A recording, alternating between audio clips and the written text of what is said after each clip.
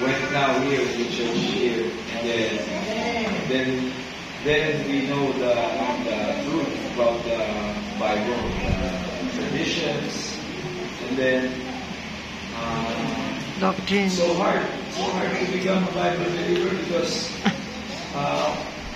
when we're not a Bible believer yet, we do a lot of traditions like Christmas and fiestas, and when we became a Bible believer, we have to stop doing all of those.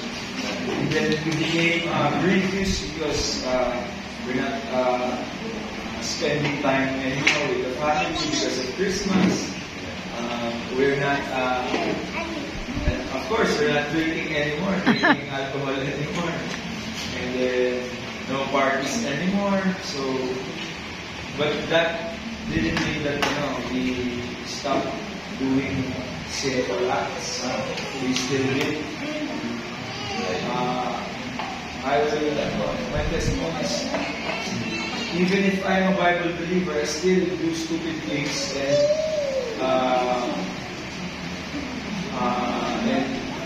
but they week by week, the Lord is leading us by His blood, and there's a passage in the Bible. I don't know that passage. I don't know exact, but you know it. This. It's more. It's good to be grieved than to spend time happy in the feast. That it's better to be grieved than to be in the house. It's better to be in the house of mourning than to be in the house of feasting. What? Feasting. Feasting, yes. So when I became a Bible believer, it's full of problems because of my sins, sins that I haven't been letting go. Because of that sins, it's been grieving my spirit. But there's a passage I want to. This one. The Malachi. Malakay. Chapter 3, verse 3. Lord. The Lord says, He is like a refiner. Silver. Like,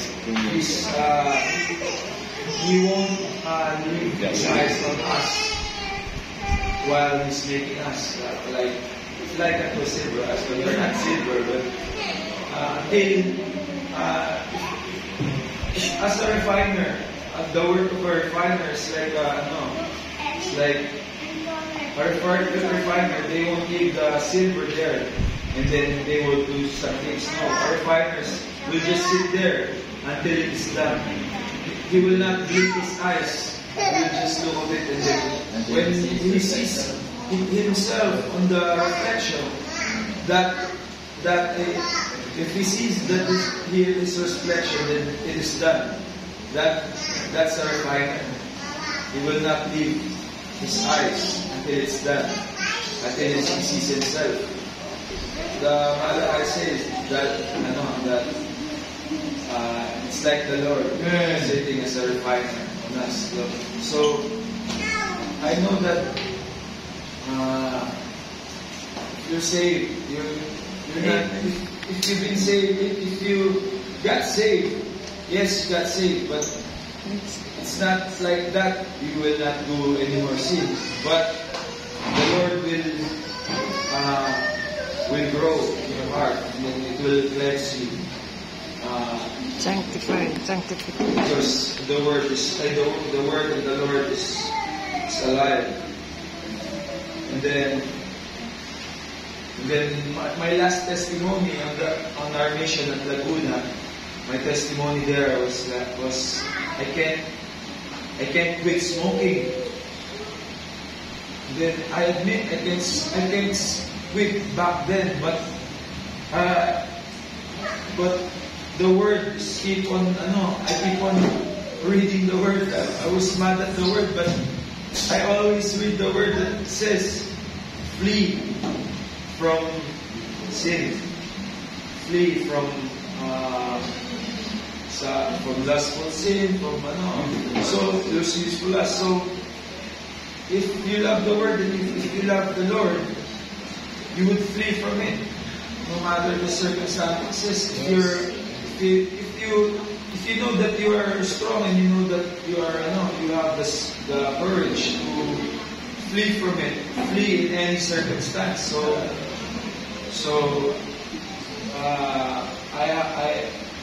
I pushed myself the last 3 months to go to mission at Bicol, so that I would flee the lust that I was doing. I was smoking. I have bad habits. I have friends who sins a lot, and I flee from them.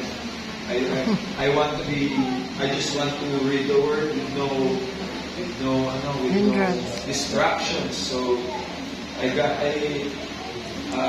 pushed myself, and the Lord pushed me to read the word every day at Cavite, and then even if I'm still smoking, I read the word every day. And then when I got to Pastor Aquila's church, he taught us the capacity and the fasting prayer. Amen. We tried it like 12 hours like that. Then gladly it worked. I stopped smoking. Praise the Lord. And then I remembered, I told Pastor Raymond that, Pastor, before I went to Pastor Aquila, I told Pastor Raymond, Pastor, I can't sulpit, I can't preach, and I'll just make gospel tracts for the Lord. But when I got to Pastor Aquila, I understand that God cannot use you while you're in sin. So you have to clean yourself. You have to flee from sin so that He can use you righteously and without sin. So yes. Then after I quit smoking, I learned how to preach the gospel in the streets with souls, and then now I can teach at the school. I'm so glad in my heart that the Lord saved me and the Lord saved me. And this church, what you call this, the Hasa? Sharpening. Sharpen my spirit, sharpen my mind to Focus. hindi siya sumunod. Obey. I was going to trust and trust and obey. Trust and obey. Sing. That's